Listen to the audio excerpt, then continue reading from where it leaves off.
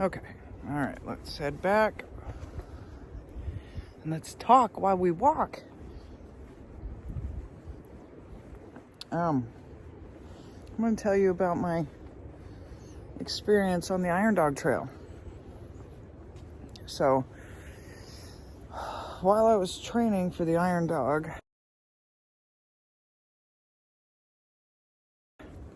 with my original partner, that's who I won the K400 with.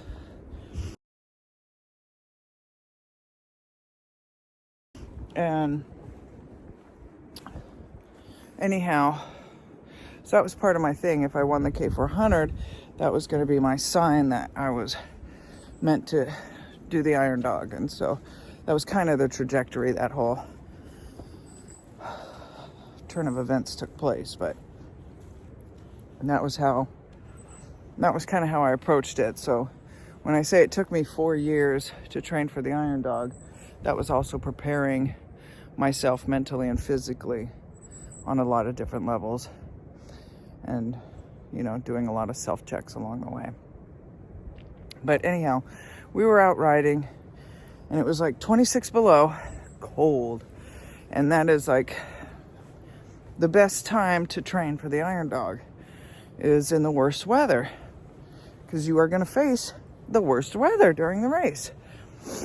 So we geared up and headed out, and there was a recent snowfall, and so when we headed out, we were the only tracks out there, across the swamps and stuff. And so when we were coming back,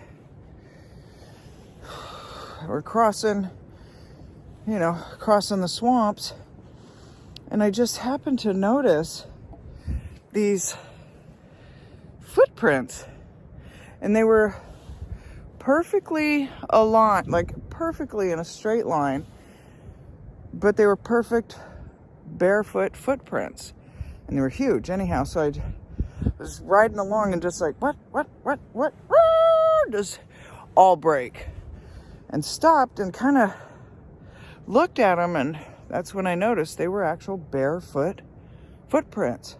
So I got off my sled, and I'm looking at them, and they were huge. So I put my foot next to them, my bunny boot, and it was bigger than my bunny boot. I thought, what the hell? Holy crap, this dude's huge. Never once, and I'm not shitting you, never once did I ever think Bigfoot. But anyhow, so I'm looking at these, and I'm starting to size up the tracks, and they are the distance of my snow machine. Ski tip to track, seriously. And no one's got that kind of stride, and so I even tried imitating it. I was running and just giving it my full leap stride, and I still could not make those strides. And so it kind of dawned on me, like, oh crap, maybe there's a trapper out here that's hypothermic and running around the swamps naked.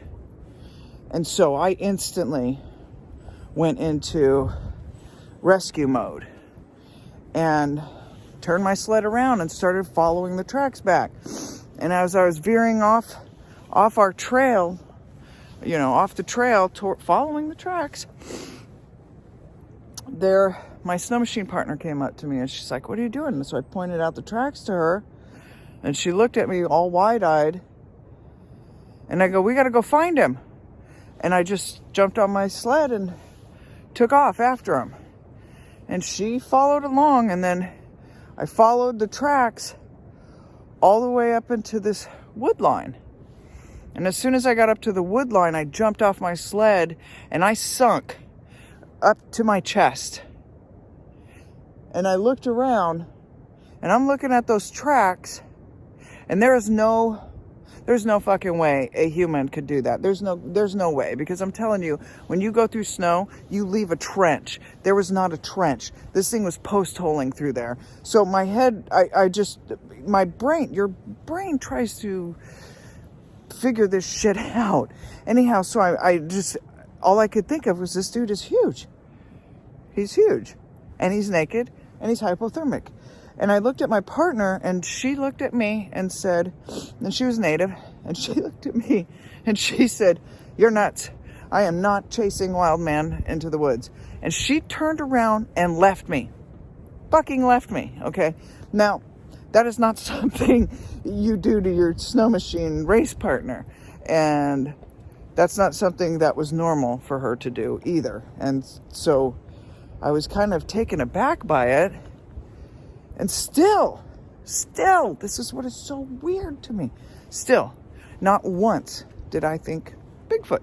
Never, not even fucking once. My whole mentality was some trapper is hypothermic, naked, and running around the swamp about to die in 26 below. And that's all I could think of. But I couldn't chase him any further into the woods because I was chest deep in snow. So I started hollering and hollering, "Are you okay? Are you okay?" Nothing. But I got the creepiest, weirdest, like, get the fuck out of here feeling I've ever had. And so I got back to my sled, jumped on it, and booked back. Caught up to my partner and just flagged her towards Big Lake. We got to Big Lake and I went into the bar, and she went in with me, and I was telling her, "I have to report this." And she's like, "No, don't. You're going to look like an idiot." And I was like, "No, this has to be reported. Someone could die out there." So I went in there, and there was a bunch of guys sitting at the bar, and I'm in all my gear.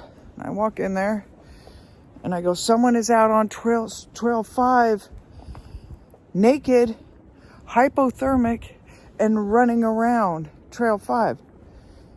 He's out on the swamp. Someone needs to go rescue him." And the guys at the bar just turn their head and look at me, and they look at us and "That's wild, man." And I look at Jennifer and I look back at them and I go, "Who the fuck is this wild man that everybody seems to fucking know that is running goddamn fucking naked out on the swamps at 26 below?" And it's not alarmed by this at all. That just fucking tripped me out. Anyhow, I turned around, walked out of the bar, pretty pissed off actually. And I was like, what the fuck is the matter with people? Seriously, what the fuck is the matter with people? Anyhow, got on our sleds and rode back to my house. And I told a bunch of people about it, but never once did I ever think Bigfoot. Isn't that so weird to me? I don't know. I find that so humorous. Oh well, I hope you guys enjoy that story. But that is one of my many experiences in Alaska. But, yeah. What was it? I don't know. You tell me. But I'm telling you, those footprints were huge. They were clearly barefoot. They were bigger than my bunny boot. And the stride was longer than my snow machine. And going through deep snow up to my chest without leaving a trench. Nope. Moose barely do that, you know what I mean, with their long ass legs. So come on now, help me out here. All right, well, okay, I gotta get back in the RV. My leg is about to collapse. See you in a few.